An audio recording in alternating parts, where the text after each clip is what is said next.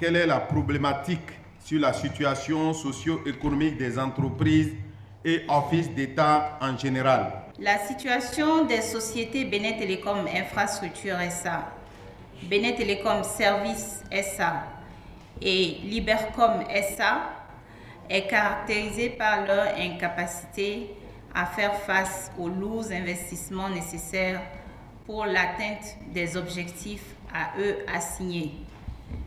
Et ceci à cause de la tension permanente de trésorerie et du taux élevé d'endettement.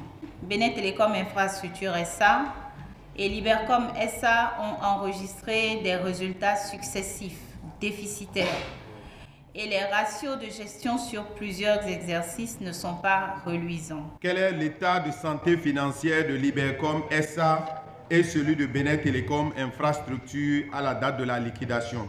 Sous réserve de la certification des comptes par les commissaires aux comptes, au 31 décembre 2016, le chiffre d'affaires annuel moyen de Libercom est évalué à 1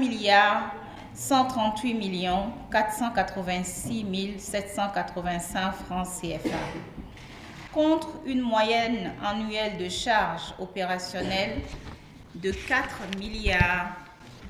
915 893 769 francs CFA et une moyenne annuelle de charges fixes, donc d'amortissement, de 6 591 509 430 francs CFA. Cette situation induit une succession de pertes dont la moyenne annuelle sur cette période est de 10 368 916 414 francs CFA. En plus, la somme des dettes de Libercom depuis sa création jusqu'au 31 décembre 2016 est évaluée à 14 940 394 561 francs CFA. La santé financière de Benin Telecom Infrastructure n'est pas reluisante car héritée de l'ex-Benin Telecom SA. Elle se caractérise, donc la santé financière de Benin Telecom Infrastructure, par la baisse continue de son chiffre d'affaires, par une tension permanente de trésorerie et un taux d'endettement élevé.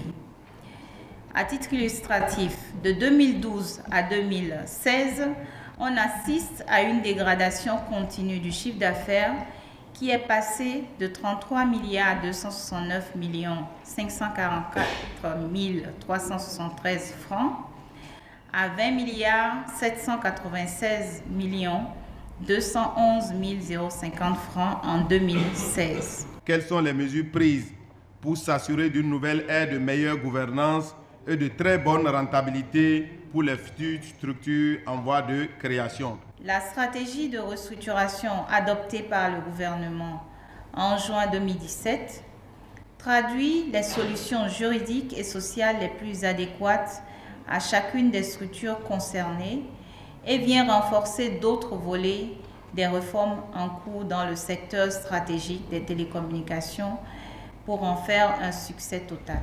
Madame le ministre, si j'ai bien compris, désormais, Benin Libercom, c'est terminé. Benin Telecom, nous aurons deux structures. Une société de patrimoine où l'État a 100% d'action et cette société ne gérera que les infrastructures ou disons l'actif en termes d'infrastructures. Deuxièmement, Benin Telecom Services qui sera privatisé à 100% pour que nous ayons une gestion du privé pour rentabiliser le service.